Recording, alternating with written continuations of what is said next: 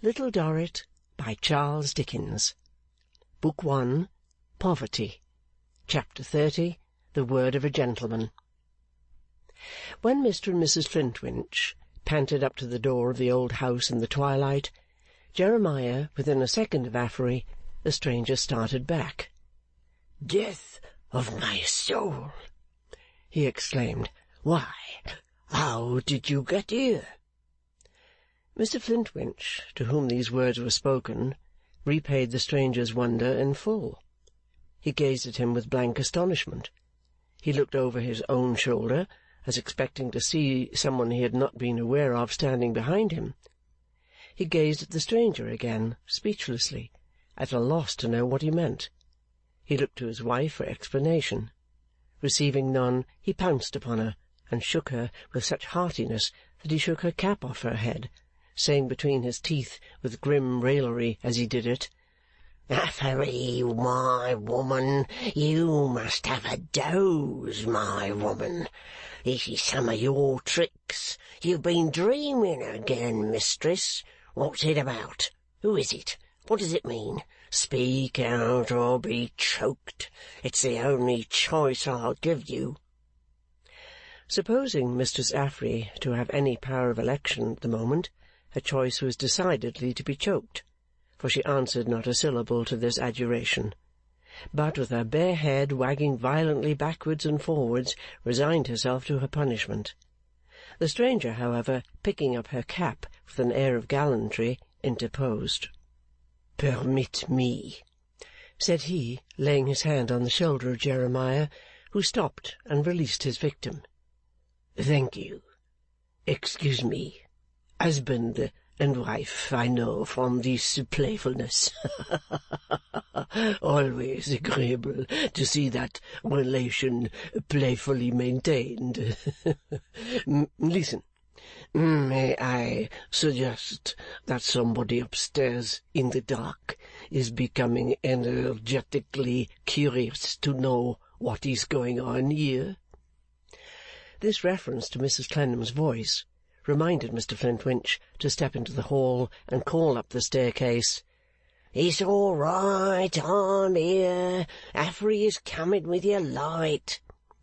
Then he said to the latter flustered woman, who was putting her cap on, "Get out with you, and get upstairs." And then turned to the stranger and said to him, "Now, sir, what might you please to want?" "I am afraid," said the stranger, "I must be so troublesome as to propose a candle." "True," assented Jeremiah. "I was going to do so. Please to stand where you are while I get one." The visitor was standing in the doorway, but turned a little into the gloom of the house as Mr. Flintwinch turned, and pursued him with his eyes into the little room where he groped about for a phosphorus box. When he found it, it was damp, or otherwise out of order, and match after match that he struck into it lighted sufficiently to throw a dull glare about his groping face, and to sprinkle his hands with pale little spots of fire, but not sufficiently to light the candle. The stranger, taking advantage of this fitful illumination of his visage, looked intently and wonderingly at him. Jeremiah, when he at last lighted the candle, knew he had been doing this, by seeing the last shade of a lowering watchfulness clear away from his face, as it broke into the doubtful smile that was a large ingredient in its expression. "Be so good," said Jeremiah, closing the house door and taking a pretty sharp survey of the smiling visitor in his turn, "as to step into my counting-house. It's all right, I tell you," petulantly breaking off to answer the voice upstairs, still unsatisfied, though Affery was there, speaking in persuasive tones. "Don't I tell you it's all right? Preserve the woman has no reason at all in her." "Timorous," remarked the stranger. "Timorous," said Mr. Flintwinch, turning his head to retort as he went before with the candle. "More courageous than 90 men in 100, sir, let me tell you." "Though an invalid?" "Many years an invalid, Mrs. Clennam. The only one of that name left in the house now. My partner," saying something apologetically as he crossed the hall, to the effect that at that time of night they were not in the habit of receiving any one, and were always shut up. Mr Flintwinch led the way into his own office, which presented a sufficiently business-like appearance. Here he put the light on his desk, and said to the stranger, with his wryest twist upon him, "Your commands?" "My name is Blandois." "Blandois? I don't know it," said Jeremiah. "I thought it possible," resumed the other, "that you might have been advised from Paris." "We've had no advice from Paris respecting anybody of the name of Blandois," said Jeremiah. "No?" "No." Jeremiah stood in his favourite attitude.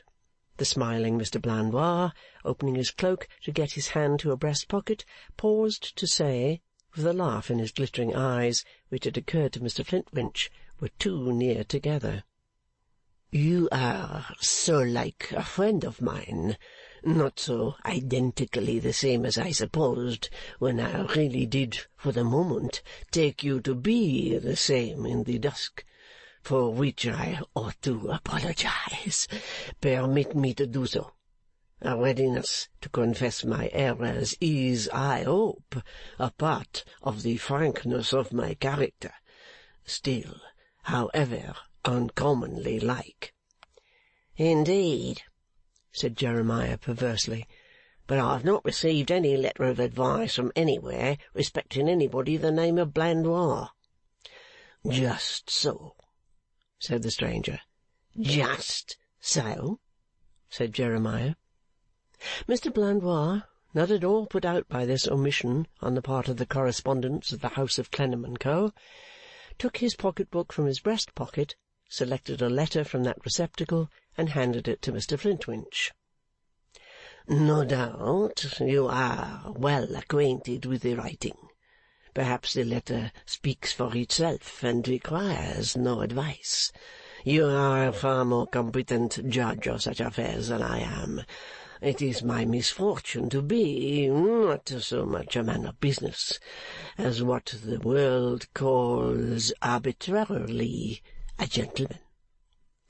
Mr Flintwinch took the letter and read, under date of Paris, "We have to present to you, on behalf of the highly esteemed correspondents of our firm, M. Blandois, of this city, and etc., etc., such facilities as he may require, and such attentions as may lie in your power, and etc., etc.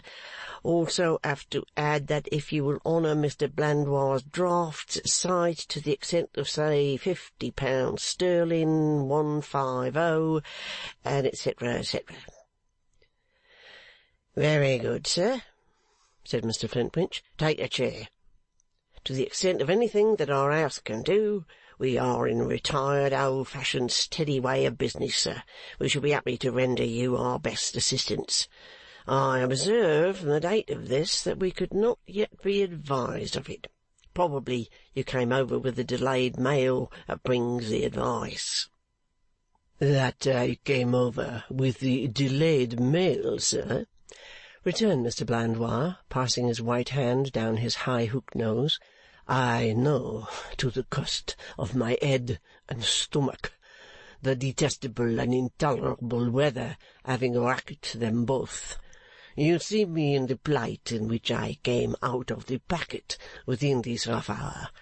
I ought to have been here hours ago, and then I should not have to apologize. Permit me to apologize for presenting myself so unreasonably and frighteningly. No, by the by, you said not frightening. Permit me to apologize again. The esteemed lady, Mrs Clennam, in her invalid chamber above stairs." Swagger and an air of authorized condescension do so much that Mr Flintwinch had already begun to think this a highly gentlemanly personage. Not the less unyielding with him on that account, he scraped his chin and said what could he have the honour of doing for Mr Blandois to-night, out of business hours?" "Faith," returned that gentleman, shrugging his cloaked shoulders, "I must change, and eat, and drink, and be lodged somewhere. Have the kindness to advise me, a total stranger, where, and money is a matter of perfect indifference until to-morrow. The nearer the place, the better. Next door, if that's all." Mr Flintwinch was slowly beginning, "For a gentleman of your habits, there is not in this immediate neighbourhood any hotel," when Mr Blandois took him up. "So much for my habits, my dear sir," snapping his fingers. "A citizen of the world has no habits.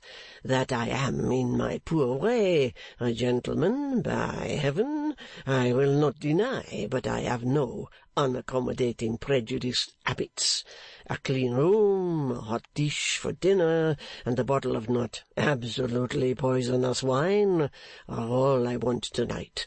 But I want that much without the trouble of going one unnecessary inch to get it." "There is," said Mr Flintwinch, with more than his usual deliberation, as he met for a moment Mr Blandois' shining eyes, which were restless, "there is a coffee-house and tavern close here, which, so far I can recommend, but there's no style about it."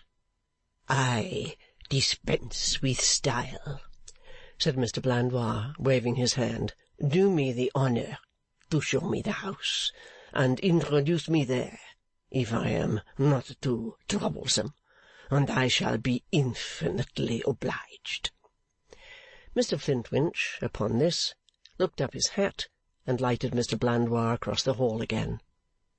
As he put the candle on a bracket, where the dark old panelling almost served as an extinguisher for it, he bethought himself of going up to tell the invalid that he would not be absent 5 minutes. "Oblige me," said the visitor on his saying so, "by presenting my card of visit.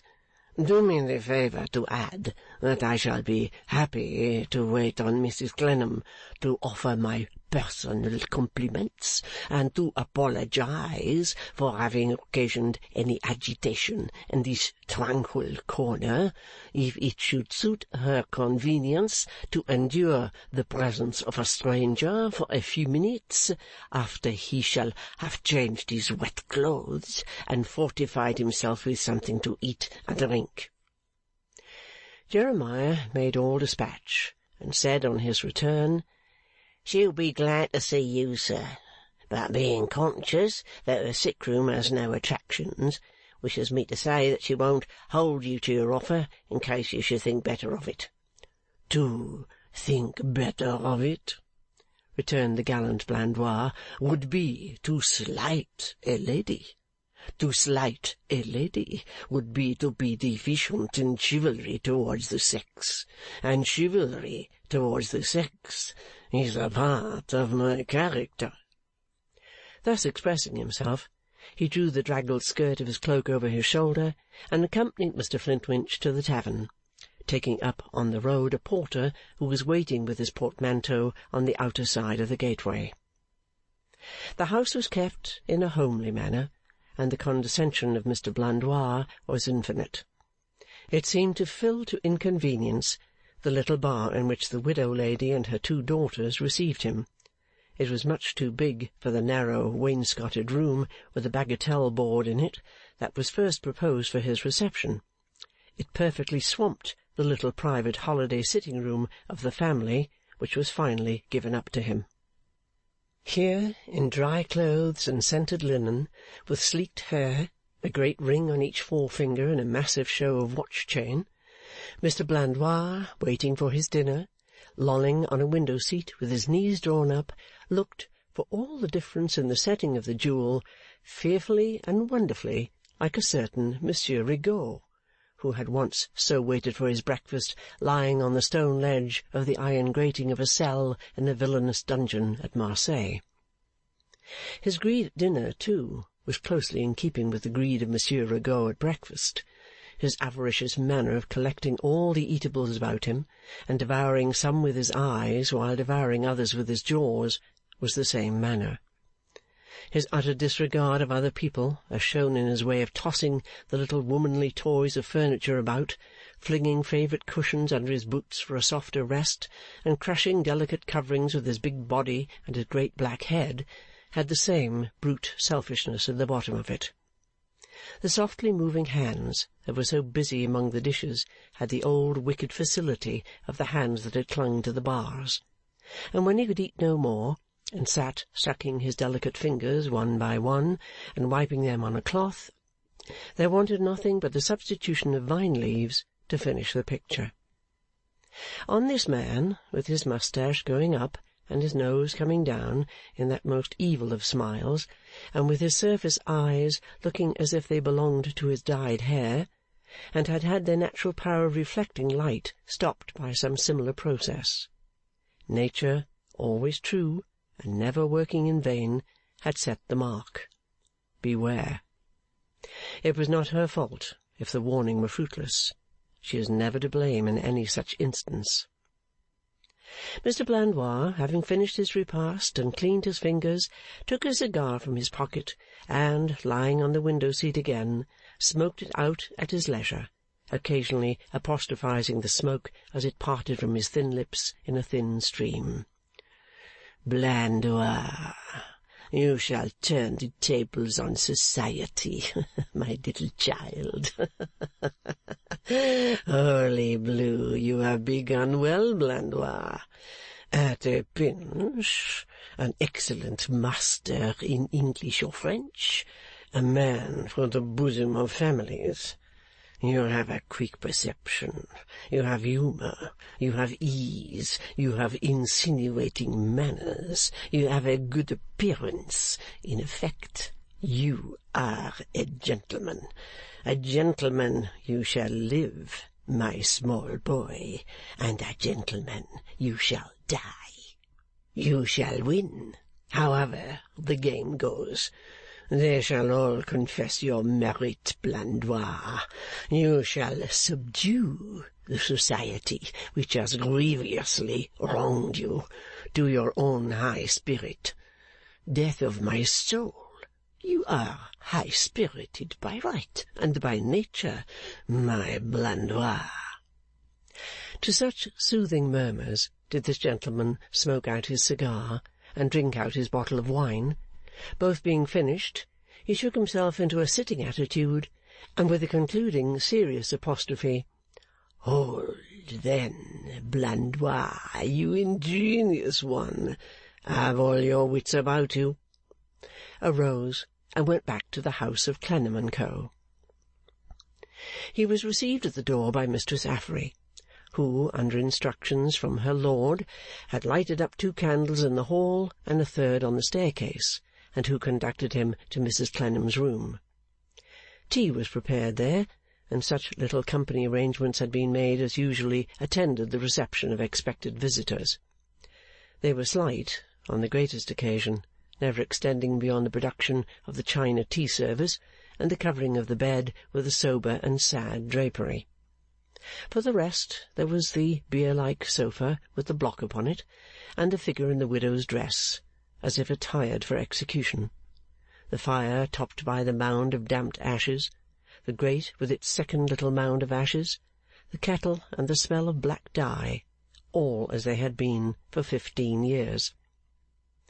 Mr. Flintwinch presented the gentleman commended to the consideration of Clennam and Co., Mrs. Clennam, who had the letter lying before her, bent her head, and requested him to sit.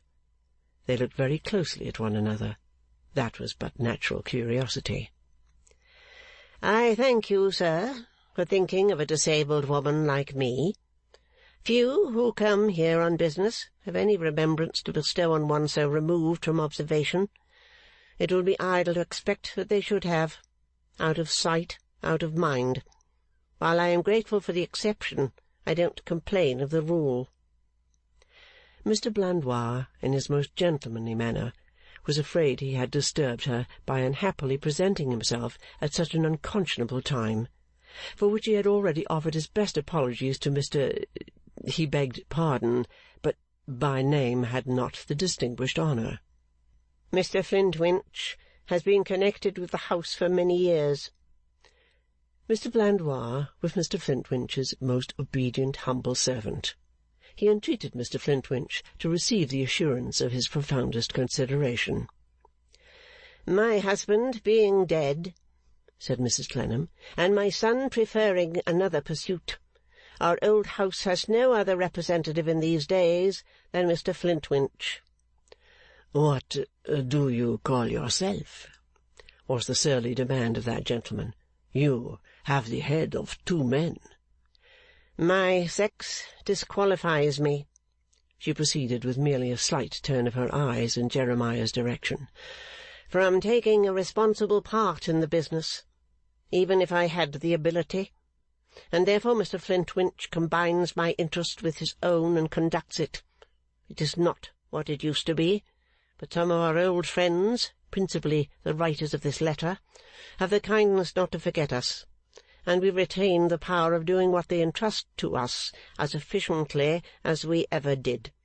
This, however, is not interesting to you. You are English, sir? Faith, madame, no. I am neither born nor bred in England. In effect, I am of no country, said Mr. Blandois, stretching out his leg and smiting it. I descend from 6 countries. You have been much about the world? It is true, by heaven, madame. I have been here and there and everywhere. You have no ties, probably. Are not married? Madame, said Blandois, with an ugly fall of his eyebrows, I adore your sex, but I am not married. Never was. Mistress Affery, who stood at the table near him, pouring out the tea, happened in her dreamy state to look at him as he said these words, and to fancy that she caught an expression in his eyes which attracted her own eyes so that she could not get them away. The effect of this fancy was to keep her staring at him with the teapot in her hand, not only to her own great uneasiness, but manifestly to his too, and through them both to Mrs. Clennam's and Mr. Flintwinch's. Thus a few ghostly moments supervened, when they were all confusedly staring without knowing why. Affery, her mistress was the first to say, what is the matter with you? I don't know, said Mistress Affery, with her disengaged left hand extended towards the visitor. It ain't me. It's him. What does this good woman mean? Cried Mr. Blandois, turning white, hot, and slowly rising with a look of such deadly wrath that it contrasted surprisingly with the slight force of his words. How is it possible to understand this good creature? It's not possible, said Mr. Flintwinch, screwing himself rapidly in that direction. She don't know what she means. She's an idiot, a wanderer in her mind. She shall have a doze. She shall have such a doze. Get along with you, my woman, he added in her ear. Get along with you, while you know your Affery, and before you're shaken to yeast. Mistress Affery, sensible of the danger in which her identity stood, relinquished the teapot as her husband seized it, put her apron over her head, and in a twinkling vanished. The visitor gradually broke into a smile and sat down again. You'll excuse her, Mr. Blandois, said Jeremiah, pouring out the tea himself. She's failing and breaking up. That's what she's about. Do you take sugar, sir? Thank you. No tea for me. Pardon my observing it, but that's a very remarkable watch. The tea-table was drawn up near the sofa, with a small interval between it and Mrs. Clennam's own particular table. Mr. Blandois, in his gallantry, had risen to hand that lady her tea. Her dish of toast was already there, and it was in placing the cup conveniently within her reach that the watch, lying before her as it always did, attracted his attention. Mrs. Clennam looked suddenly up at him. May I be permitted? Thank you. A fine old-fashioned watch, he said, taking it in his hand. Heavy for use, but massive and genuine. I have a partiality for everything genuine. Such as I am. I am genuine myself. Ha! A gentleman's watch with 2 cases in the old fashion. May I remove it from the outer case? Thank you. Aye, an old silk watch lining, worked with beads. I have often seen these among old Dutch people and Belgians. Quaint things. They are old-fashioned, too, said Mrs. Clennam. Very. But this is not so old as the watch, I think. I think not. Extraordinary how they used to complicate these ciphers, remarked Mr. Blandois, glancing up with his own smile again. Now, is this D.N.F.? It might be almost anything. Those are the letters. Mr. Flintwinch, who had been observantly pausing all this time with a cup of tea in his hand and his mouth open ready to swallow the contents, began to do so, always entirely filling his mouth before he emptied it at a gulp, and always deliberating again before he refilled it. D.N.F. is some tender, lovely, fascinating fair creature, I make no doubt, observed Mr. Blandois as he snapped on the case again. I adore her memory, on the assumption. Unfortunately for my peace of mind, I adore but too readily. It may be a vice, it may be a virtue, but adoration of female beauty and merit constitutes 3 parts of my character, madame. Mr. Flintwinch had by this time poured himself out another cup of tea, which he was swallowing in gulps as before, with his eyes directed to the invalid.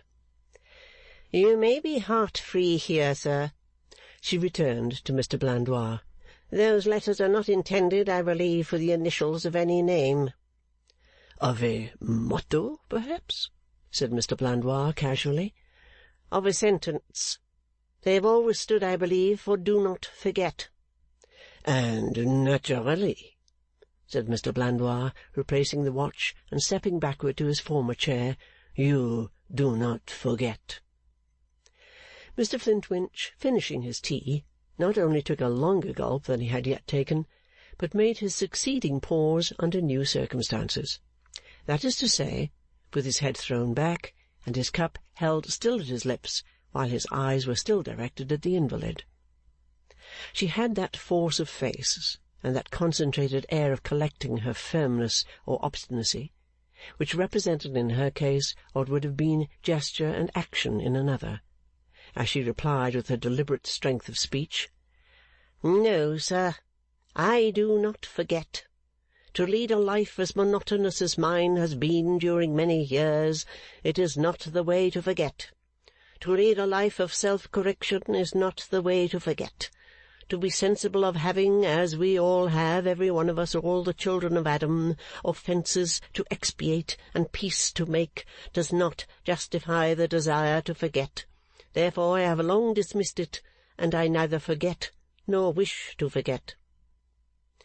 Mr. Flintwinch, who had latterly been shaking the sediment at the bottom of his teacup, round and round, here gulped it down, and putting the cup in the tea-tray, as done with, turned his eyes upon Mr. Blandois as if to ask him what he thought of that.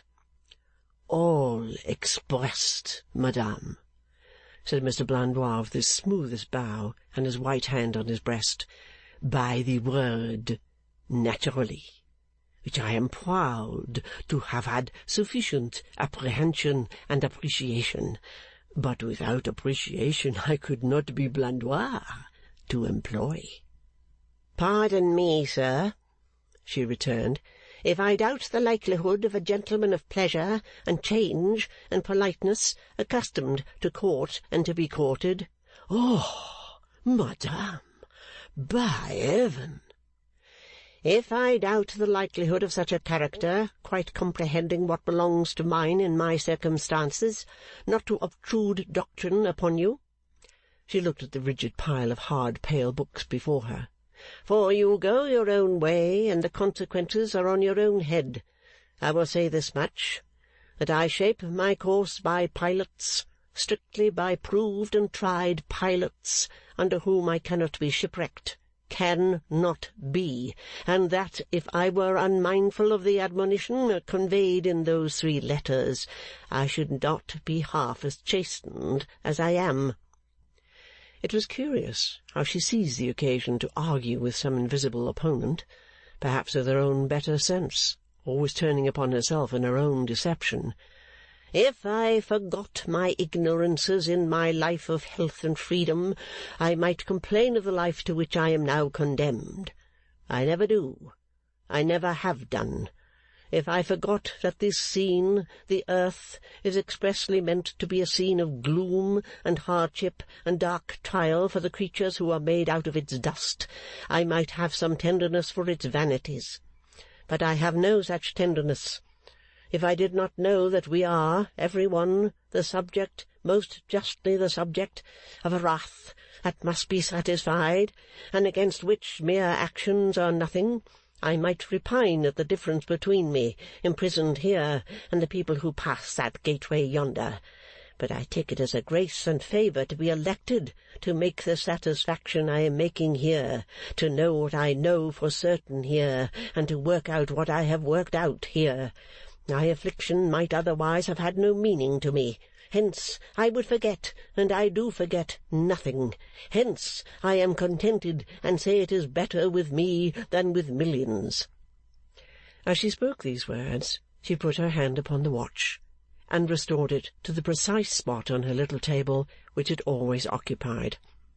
With her touch lingering upon it, she sat for some moments afterwards, looking at it steadily and half defiantly. Mr Blandois, during this exposition, had been strictly attentive, keeping his eyes fastened on the lady, and thoughtfully stroking his moustache with his 2 hands. Mr Flintwinch had been a little fidgety, and now struck in.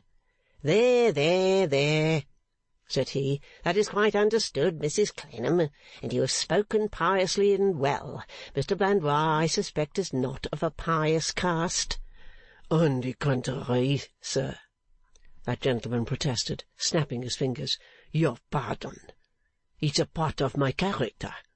I am sensitive, ardent, conscientious, and imaginative. A sensitive, ardent, conscientious, and imaginative man, Mr Flintwinch, must be that, or nothing.' There was an inkling of suspicion in Mr Flintwinch's face that he might be nothing, as he swaggered out of his chair. It was characteristic of this man, as it is of all men similarly marked, that whatever he did, he overdid, though it were sometimes by only a hair's breadth, and approached to take his leave of Mrs Clennam. 'With what will appear to you the egotism of a sick old woman, sir,' she then said, 'though, really, through your accidental allusion, I have been led away into the subject of myself and my infirmities. Being so considerate as to visit me, I hope you will be likewise so considerate as to overlook that. Don't compliment me, if you please,' for he was evidently going to do it. 'Mr Flintwinch will be happy to render you any service, and I hope your stay in this city may prove agreeable.' Mr Blandois thanked her, and kissed his hand several times. 'This is an old room,' he remarked with a sudden sprightliness of manner, looking round when he got near the door. 'I have been so interested that I have not observed it, but it's a genuine old room.' 'It is a genuine old house,' said Mrs Clennam with her frozen smile. 'A place of no pretensions, but a piece of antiquity.' 'Faith!' cried the visitor. 'If Mr Flintwinch would do me the favour to take me through the rooms on my way out, he could hardly oblige me more. An old house is a weakness with me. I have many weaknesses, but none greater. I love and study the picturesque in all its varieties. I have been called picturesque myself. It is no merit to be picturesque.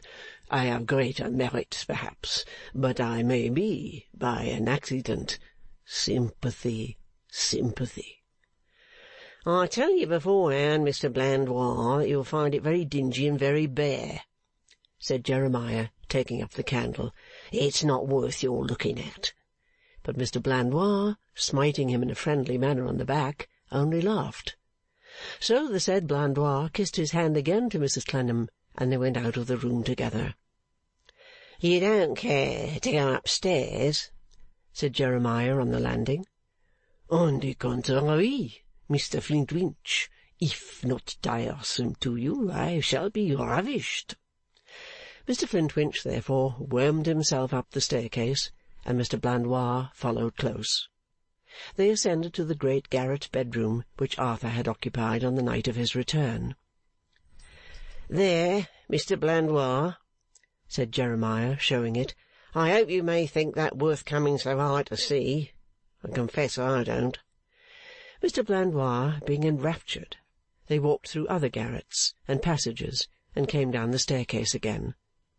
By this time Mr. Flintwinch had remarked that he never found the visitor looking at any room, after throwing one quick glance around, but always found the visitor looking at him, Mr. Flintwinch. With this discovery in his thoughts, he turned about on the staircase for another experiment. He met his eyes directly, and on the instant of their fixing one another, the visitor, with that ugly play of nose and moustache, laughed, as he had done at every similar moment since they left Mrs. Clennam's chamber, a diabolically silent laugh.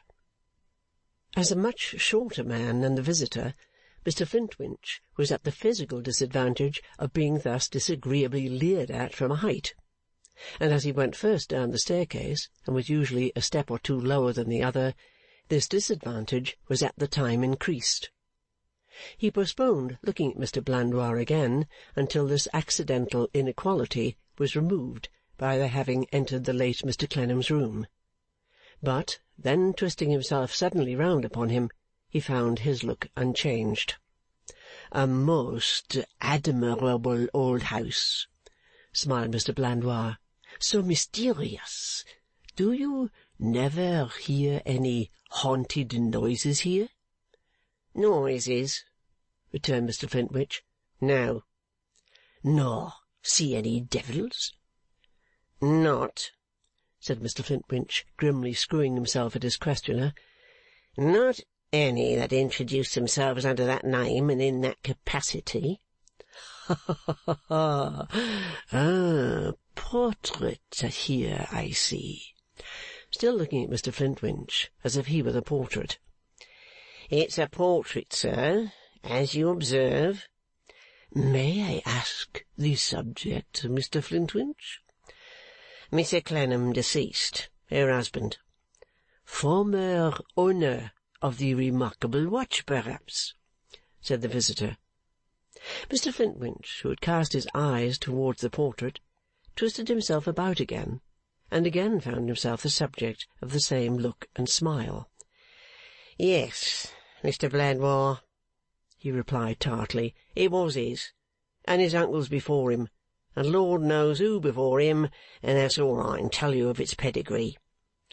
That's a strongly marked character, Mr. Flintwinch, our friend upstairs. Yes, sir, said Jeremiah, twisting himself at the visitor again, as he did during the whole of this dialogue, like some screw machine that fell short of its grip, for the other never changed, and he always felt obliged to retreat a little. She is a remarkable woman, great fortitude, great strength of mind. They must have been very happy, said Blandois. Who? Demanded Mr. Flintwinch, with another screw at him. Mr. Blandois shook his right forefinger towards the sick room, and his left forefinger towards the portrait, and then putting his arms akimbo, and striding his legs wide apart, stood smiling down at Mr. Flintwinch with the advancing nose and the retreating moustache.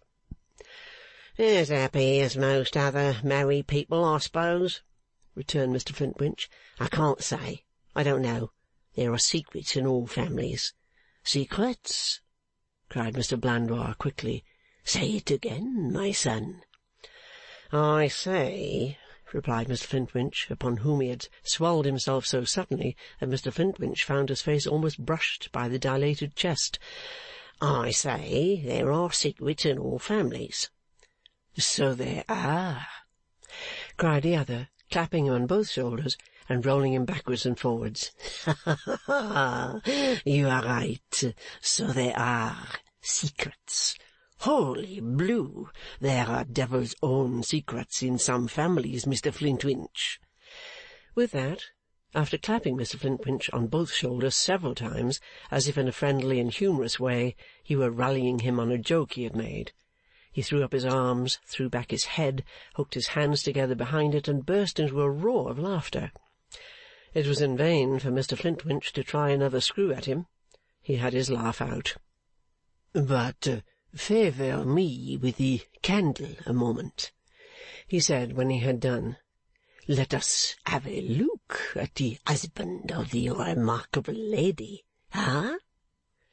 holding up the light at arm's length.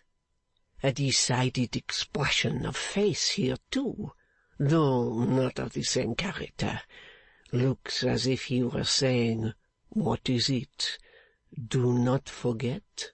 Does he not, Mr Flintwinch?' 'By heaven, sir, he does!' As he returned the candle, he looked at him once more, and then, leisurely strolling out with him into the hall, declared it to be a charming old house indeed, and one which had so greatly pleased him that he would not have missed inspecting it for £100. Throughout these singular freedoms on the part of Mr Blandois, which involved a general alteration in his demeanour, making it much coarser and rougher, much more violent and audacious than before, Mr Flintwinch, whose leathern face was not liable to many changes, preserved its immobility intact. Beyond now appearing perhaps to have been left hanging a trifle too long before that friendly operation of cutting down, he outwardly maintained an equable composure. They had brought their survey to a close in the little room at the side of the hall, and he stood there, eyeing Mr Blandois. 'I am glad you're so well satisfied, sir,' was his calm remark. 'I didn't expect it. You seem to be in good spirits.' 'In admirable spirits,' returned Blandois. 'Word of honour! Never more refreshed in spirits. Do you ever have presentiments, Mr Flintwinch?' 'I'm not sure I know what you mean by that term, sir,' replied that gentleman. 'Say, in this case, Mr Flintwinch, undefined anticipations of pleasure to come.' 'I can't say I'm sensible of such a sensation at present,' returned Mr Flintwinch with the utmost gravity. 'If I should find it coming on, I'll mention it.' 'Now I,' said Blandois, 'I, my son, have a presentiment to-night that we shall be well acquainted. Do you find it coming on?' 'No,' returned Mr Flintwinch, deliberately inquiring of himself. 'I can't say I do.' 'I have a strong presentiment that we shall become intimately acquainted. You have no feeling of that sort yet?' 'Not yet,' said Mr Flintwinch. Mr Blandois, taking him by both shoulders again, rolled him about a little in his former merry way, then drew his arm through his own, and invited him to come off and drink a bottle of wine, like a dear deep old dog as he was. Without a moment's indecision, Mr Flintwinch accepted the invitation, and they went out to the quarters where the traveller was lodged, through a heavy rain which had rattled on the windows, roofs, and pavements ever since nightfall. The thunder and lightning had long ago passed over, but the rain was furious. On their arrival at Mr Blandois' room, a bottle of port wine was ordered by that gallant gentleman, who, crushing every pretty thing he could collect in the soft disposition of his dainty figure, coiled himself upon the window-seat, while Mr Flintwinch took a chair opposite to him with the table between them. Mr Blandois proposed having the largest glasses in the house, to which Mr Flintwinch assented. The bumpers filled. Mr Blandois, with a roistering gaiety, clinked the top of his glass against the bottom of Mr Flintwinch's, and the bottom of his glass against the top of Mr Flintwinch's, and drank to the intimate acquaintance he foresaw. Mr Flintwinch gravely pledged him, drank all the wine he could get, and said nothing. As often as Mr Blandois clinked glasses, which was at every replenishment, Mr Flintwinch stolidly did his part of the clinking, and would have stolidly done his companion's part of the wine as well as his own, being, except in the article of palate, a mere cask. In short, Mr Blandois found that to pour port wine into the reticent Flintwinch was not to open him up, but to shut him up. Moreover, he had the appearance of a perfect ability to go on all night, or, if occasion were, all next day and all next night, whereas Mr Blandois soon grew indistinctly conscious of swaggering too fiercely and boastfully. He therefore terminated the entertainment at the end of the third bottle. "You will draw upon us to-morrow, sir?" said Mr Flintwinch, with a business-like face at parting. "My cabbage," returned the other, taking him by the collar with both hands, "I'll draw upon you. Have no fear. Adieu, my Flintwinch. Receive at parting."